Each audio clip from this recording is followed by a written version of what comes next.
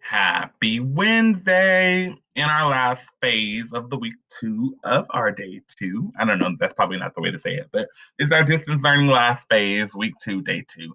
It's Wednesday.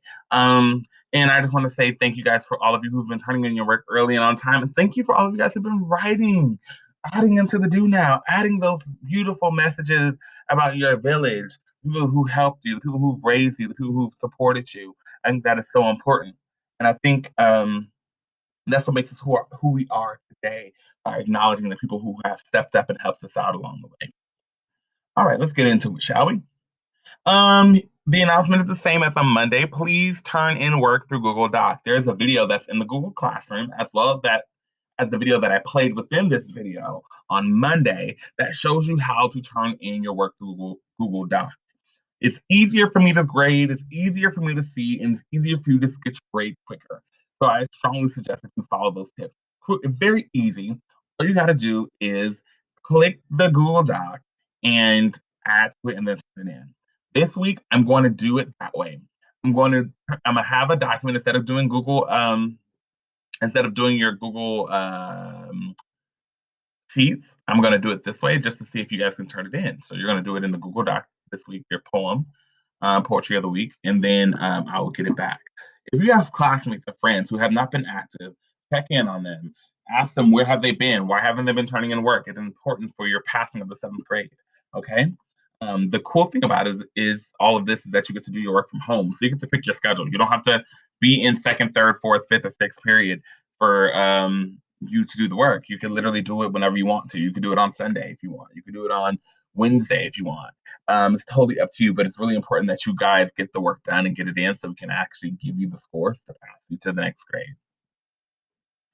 The poem of the week is Abandoned Farmhouse. Okay. A big piece of Abandoned Farmhouse is cut out, so I'm going to back out of it like this, and I'll read it like this, okay?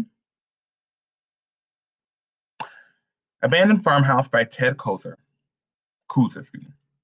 He was a big man, says the size of his shoes, on a pile of broken dishes by the house.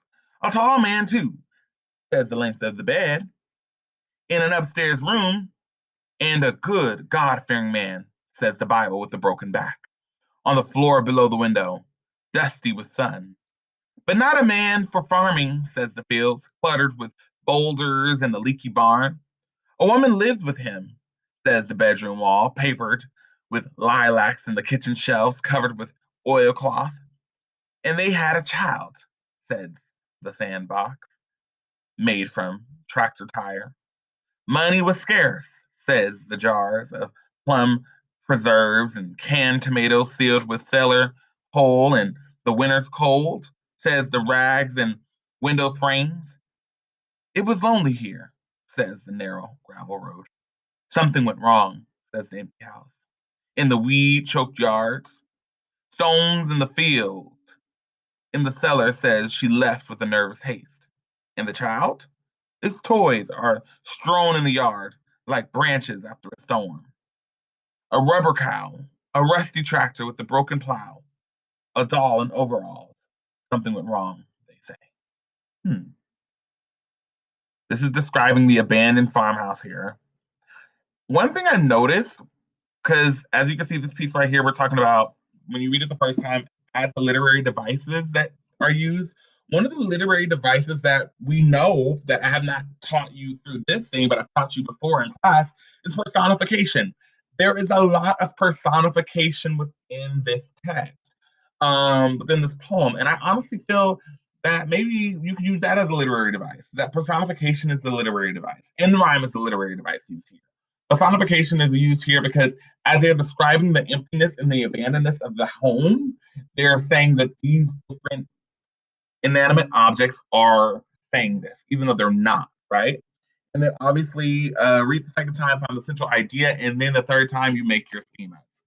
And then you're going to do your poem analysis, which is going to be written in the Google Doc, 1 or 2 paragraphs, taking the information that you have found and making it into an analysis response. Please include a line from the poem to support your central idea of the poem. Be sure to add wide literary devices and not just metaphor, not just in rhyme, not just alliteration, but also personification is significant to your central idea. You do not need to use all of them. Okay?